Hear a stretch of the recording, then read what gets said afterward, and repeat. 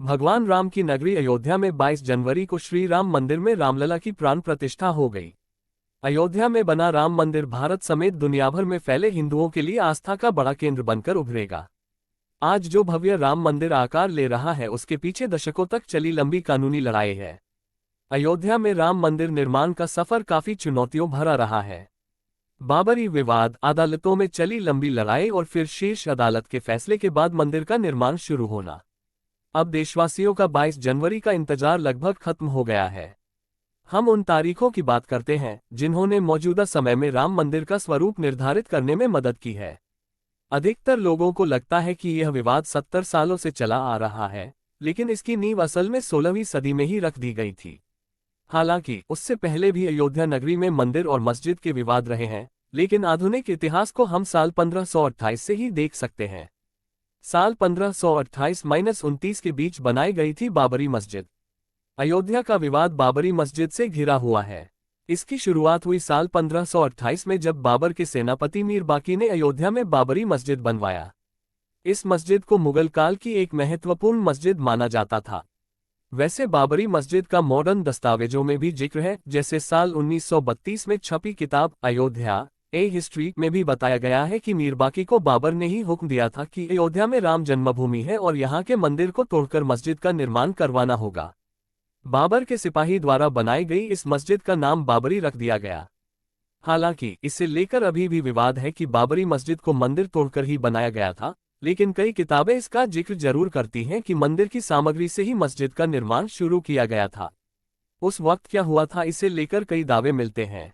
300 साल बाद शुरू हुआ विवाद। मस्जिद के बनने के 300 साल बाद इसे लेकर विवाद की पहली झलक दिखाई दी। अब जो इतिहास शुरू होने वाला था वह लंबी लड़ाई के साथ साथ विध्वंस की कहानी कहने वाला था। 1853 से 1855 के बीच में अयोध्या के मंदिरों को लेकर विवाद शुरू होने लगे। इंडियन हिस्ट्री कलेक्टिव की रिपोर्ट बताती है कि उस वक्त सुन्नी मुसलमानों के एक गुट ने हनुमानगढ़ी मंदिर पर हमला कर दिया था। उनका दावा था कि यह मंदिर मस्जिद को तोड़कर बनाया गया है। हालांकि इसका कोई भी साक्ष्य नहीं मिला। सर्वपल्ली गोपाल की किताब anatomy of a confrontation, Ayodhya and the rise of communal politics in India में भी इसका जिक्र है। किताब में यह भी कहा गया है कि उस वक्त हनुमानगढ़ी मंदिर बैरागियों के अधीन था और उन्होंने आसानी से मुसलमानों के गुट को हटा दिया था। तत्कालीन नवाब वाजिद अली शाह से इसके बारे में शिकायत भी की गई। अयोध्या तब नवाबों के अधीन थी और इस मामले को सुलझाने के लिए कमेटी बनाई गई। उस कमेटी की जांच रिपोर्ट में सामने आया कि वहां कोई भी मस्जिद था ही नहीं। उस वक्त नवाब वाजिद अली शाह ने हनुमानगढ़ी मंदिर पर एक और हमला रोका था। अंग्रेजी सरकार ने की सुलह की कोशिश। एक रिपोर्ट कहती है कि साल 1858 में निहंग सिखों के एक दल ने बाबरी मस्जिद के अंदर घुसकर हवन पूजन किया था। उस वक्त इस घटना के खिलाफ पहली बार एफआईआर की गई थी और लिखित में यह विवाद सामने आया था। उसमें लिखा गया था कि अयोध्या में मस्जिद की दीवारों पर राम का नाम लिख दिया गया है और उसके बगल में एक चबूतरा बना है। साल 1859 में अंग्रेजी सरकार ने इसके बीच एक दीवार खड़ी कर दी, जिससे हिंदू पक्ष और मुस्लिम पक्ष शांति से अलग अलग स्थान पर पूजा और इबादत कर सकें। यहीं से पहली बार राम चबूतरा शब्द प्रचलन में आया था। साल सन 1885 में पहली बार कोर्ट पहुंचे थे रामलला। सुप्रीम कोर्ट ऑब्जर्वर्स को की रिपोर्ट बताती है कि यह पहली बार था जब राम मंदिर विवाद कोर्ट पहुंचा था। यहां महंत रघुवीर दास ने राम चबूतरे पर मंदिर बनवाने की याचिका दायर की थी। फैजाबाद डिस्ट्रिक्ट मजिस्ट्रेट ने ये याचिका खारिज कर दी थी। तब फैजाबाद कोर्ट में रघुवीर दास की याचिका गई थी। उस वक्त केस की सुनवाई कर रहे जज पंडित हरिकिशन ने इस याचिका को रद्द कर दिया था।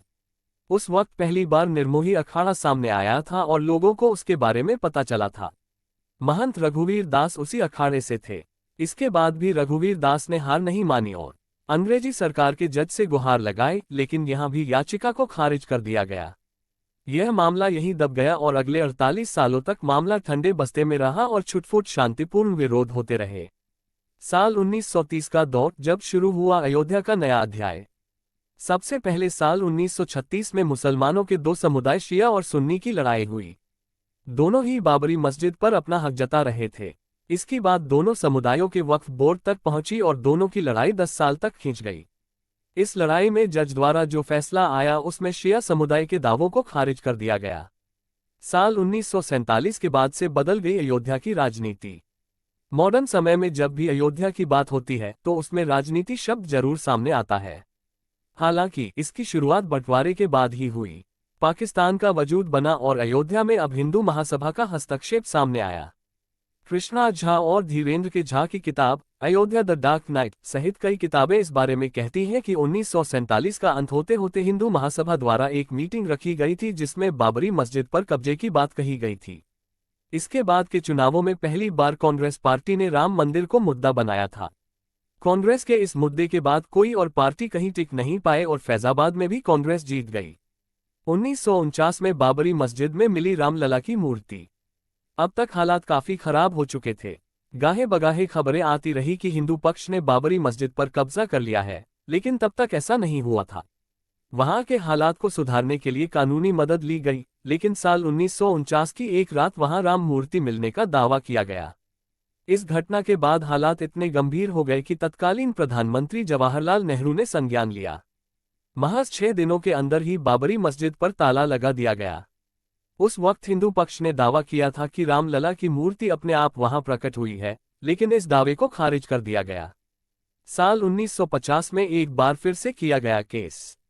2 अलग अलग केस फैजाबाद कोर्ट में दाखिल किए गए और हिंदू पक्ष ने रामलला की पूजा की आज्ञा मांगी।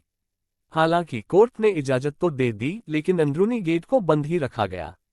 साल 1959 में निर्मोही अखाड़े ने एक तीसरा लॉ सूट फाइल किया, जिसमें उन्होंने बाबरी मस्जिद की जमीन पर अधिकार मांगा।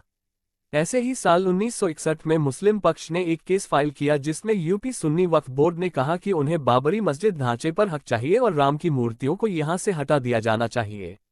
साल 1984 से एक बार फिर से गरमाया राम जन्मभूमि का विवाद। इस समय अयोध्या ने अपना सबसे बड़ा राजनीतिक दौर देखा। ये वक्त था जब राम मंदिर आंदोलन की शुरुआत हुई थी। इसी समय बीजेपी के वरिष्ठ नेता लाल कृष्ण आडवाणी को इस आंदोलन का नेतृत्व करने के लिए चुना गया था। साल 1986 में राजीव गांधी सरकार के आदेश पर बाबरी मस्जिद के अंदर का गेट खोला गया। दरअसल उस वक्त लॉयर यूसी पांडे ने फैजाबाद सेशन कोर्ट में याचिका दायर की थी कि फैजाबाद सिटी एडमिनिस्ट्रेशन ने इसका गेट बंद करने का फैसला सुनाया था, इसलिए इसे खोला जाना चाहिए।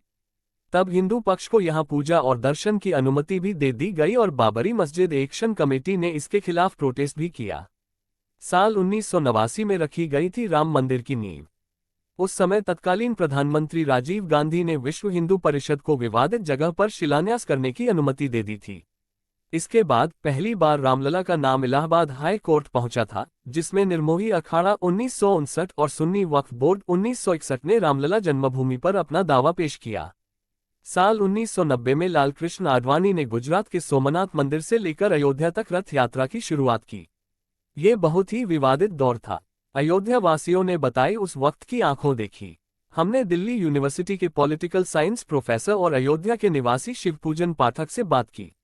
उन्होंने हमें बताया उस दौरान अयोध्या वासियों के ऊपर ही कारसेवकों के लिए व्यवस्था का कार्यभार था। चारों तरफ पुलिस तैनात रहती थी और रातों रात कार सेवकों को रहने के लिए जगह दी जाती थी। स्कूलों में भी उन्हें रुकवाया गया था। उस वक्त चारों तरफ सिर्फ परेशानी का माहौल रहता था और समझ नहीं आता था कि आने वाले पल में क्या हो जाएगा। साल 1992 में गिराई गई बाबरी मस्जिद। 6 दिसंबर 1992 का वो दिन जब बाबरी मस्जिद को गिराया गया था। भारत के इतिहास में ये दिन दर्ज है। कारसेवकों ने यहाँ एक अस्थायी मंदिर की स्थापना भी कर दी थी। मस्जिद गिराने के 10 दिन बाद प्रधानमंत्री ने retired high court justice M S. Liberhan को लेकर एक कमेटी बनाई, जिसमें मस्जिद को गिराने और सांप्रदायिक दंगों को लेकर एक रिपोर्ट बनानी थी। जनवरी 1993 आते आते अयोध्या की जमीन को नरसिम्हा राव की सरकार ने अपने अधीन ले लिया और 67.7 एकड़ जमीन को केंद्र सरकार की जमीन घोषित कर दिया गया। साल 1994 में इस्माइल फारूकी जजमेंट आया, जिसमें सुप्रीम कोर्ट एससी ने 3:2 के बहुमत से अयोध्या में कुछ क्षेत्रों के अधिग्रहण अधिनियम की संवैधानिकता को बरकरार रखा। इस जजमेंट में ये भी कहा गया था कि कोई भी धार्मिक जगह सरकारी हो सकती है। साल 2002 में बढ़ने लगी राम मंदिर की मांग। अप्रैल 2002 में अयोध्या टाइटल डिस्प्यूट शुरू हुआ और इलाहाबाद हाई कोर्ट की लखनऊ बेंच में हियरिंग शुरू हुई। अगस्त 2003 में ऐसी आर्कियोलॉजिकल सर्वे ऑफ इंडिया ने मस्जिद वाली जगह पर खुदाई शुरू की और ये दावा किया कि इसके नीचे 10वीं सदी के मंदिर के साक्ष्य मिले हैं। साल 2009 में अपने गठन के 17 सालों बाद लिब्राहन कमीशन ने रिपोर्ट सबमिट की। हालांकि इस रिपोर्ट में क्या था वह सामने नहीं आया। 30 सितंबर 2010 अयोध्या मामले का ऐतिहासिक फैसला। अब तक अयोध्या की जमीन को हर पक्ष अपने लिए मांग रहा था, लेकिन इलाहाबाद हाई कोर्ट ने इस जमीन को 3 हिस्सों में बांट दिया। इसके तहत 1/3 हिस्सा निर्मोही अखाड़ा को, 1/3 हिस्सा सुन्नी वक्फ बोर्ड को और 1/3 हिस्सा रामलला विराजमान को दिया गया। इस फैसले ने पूरे देश में विवादों को जन्म दिया। इसके खिलाफ एक बार फिर से याचिका दायर हुई और साल 2011 में सुप्रीम कोर्ट ने इलाहाबाद हाई कोर्ट की रूलिंग को रोक दिया। सुप्रीम कोर्ट ने इस हियरिंग को लेकर कहा कि इलाहाबाद हाई कोर्ट का जजमेंट अजीब है, क्योंकि तीनों में से किसी भी पार्टी ने इसके लिए गुहार नहीं लगाई थी। साल 2017 आते आते चीफ जस्टिस खेहर ने तीनों पार्टियों को आउट ऑफ कोर्ट सेटलमेंट के बारे में कहा। इस पर एक बार फिर से बहस शुरू हुई। साल 2018 में सुप्रीम कोर्ट ने अपना फैसला दिया, हालांकि लेकिन उसे जगजाहिर नहीं किया गया। उस वक्त सुप्रीम कोर्ट ने बड़ी बेंच के तहत उनके फैसले की जांच करने को मना कर दिया था। साल 2019 में आखिरकार आया ऐतिहासिक फैसला। चीफ जस्टिस गोगोई ने साल 2019 में 5 जजों की बेंच बनाई और पुराने 2018 वाले फैसले को खारिज कर दिया। 8 मार्च 2019 को 2 दिन की सुनवाई के बाद जमीनी विवाद को आपसी सहमति से सुलझाने की बात एक बार फिर से कही गई।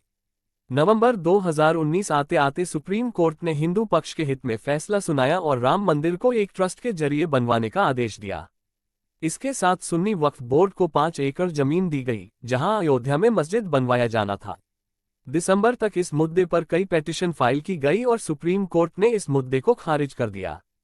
फरवरी 2020 को श्री राम जन्मभूमि तीर्थ क्षेत्र ट्रस्ट की स्थापना हुई। लोकसभा में प्रधानमंत्री नरेंद्र मोदी ने इसकी घोषणा की। सुन्नी वक्फ बोर्ड ने 5 एकड़ जमीन को स्वीकार किया और अगस्त 2020 में प्रधानमंत्री नरेंद्र मोदी ने राम मंदिर का शिलान्यास किया। साल 2020 में शुरू हुआ राम मंदिर का निर्माण आधिकारिक रूप से शुरू हो गया। 5 फरवरी 2020 को प्रधानमंत्री नरेंद्र मोदी द्वारा राम मंदिर निर्माण के लिए ट्रस्ट बनाया गया। अगस्त 2020 में राम मंदिर की आधारशिला रखी गई। साल 2023 में हुआ राम मंदिर का उद्घाटन। आखिरकार 22 जनवरी 2024 आ गया और इस दिन राम मंदिर में रामलला की प्राण प्रतिष्ठा भी हो गई। अब यह मंदिर आम लोगों के लिए खोल दिया जाएगा और अयोध्या में आकर लोग श्री राम के बाल रूप के दर्शन कर पाएंगे। अब 22 जनवरी 2024 को प्रधानमंत्री नरेंद्र मोदी द्वारा ही रामलला की मूर्ति का प्राण प्रतिष्ठा किया जाना है।